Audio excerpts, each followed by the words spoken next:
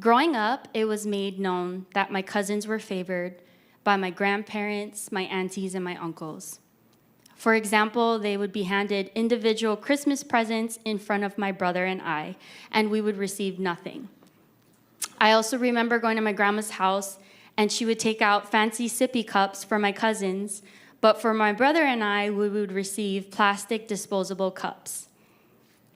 Being that my cousins and I were relatively about the same age, the family would compare us to each other from the activities that we were involved in to the schools that we attended. I attended Mililani High School, and they attended Kamehameha schools. The stigma of private school being more valuable was very prevalent, and it only added to the fuel of comparison. When we graduated from high school, comparison also graduated with us. We were now faced with attending college here at home versus college on the mainland. My whole life, I felt like I needed to work for their love and to gain their approval.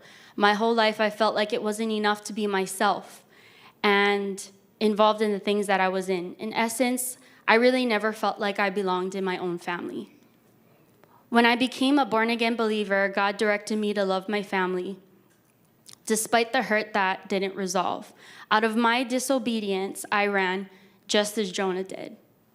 And I made a decision to stop attending family gatherings for many years. Forgiving someone who has hurt you in the past that you no longer have a connection to in the present was easy to me. I had learned how to release that to the Lord and began to uproot the trauma. But to forgive someone that you need to see regularly and to have compassion towards that continues to be blinded by the inflicted pain that they cause is not an easy thing to do. My fear of rejection, acceptance, and belonging carried into my adult years. I got saved about a decade ago, and this was always something in my life that hindered me and kept me from complete freedom.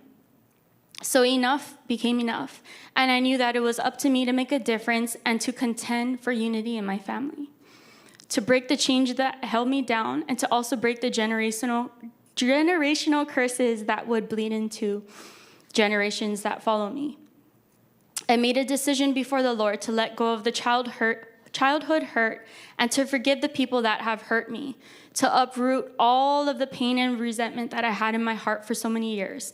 It was very liberating, but it didn't stop there. I felt the Lord now calling me to rebuild the relationships with them and to reconcile with my efforts despite the unfair treatment that would potentially continue. Today, if schedules permit, as a family, we'll make the time to go to extended family gatherings, and I've chosen to stop running.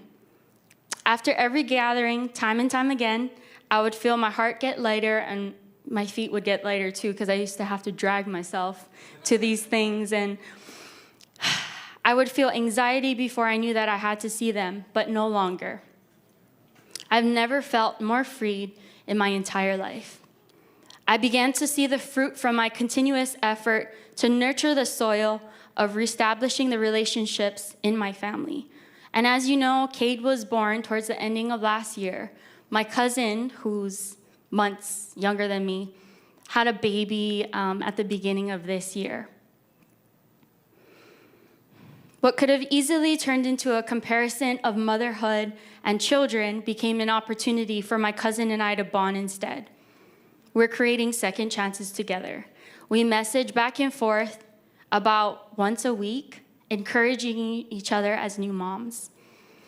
The lesson here that I learned is that we can't hide from God. What he wishes to accomplish through us will come to pass, despite our hurt and foot-dragging objection to comply. How much easier would it be if we submit to the Lord and what he has for us without delay, just as I did, just as Jonah did. And God wants to use all of us as messengers to our people groups, your people groups, because there's nobody else that can reach your family, your friends, your workplaces like you can. And I want to encourage you, church, to step out in faith and to forgive as Christ has forgiven us. And to have the courage. Preach it, girl. Darcie and Rosario, everybody. Thank you, sweetheart. Taylin and Giselle are going to come up now, and they're going to bless us with this wonderful, wonderful song as a response. And then we're going to pray. And then we're going to get the worship team up here as we celebrate the day. But I hope you guys saw that the Jonah story, again, Darcie was able to see a little bit of herself within Jonah. And, she had kind of animosity that she was kind of harboring in her heart. And when she finally realized that the Lord wants to use her to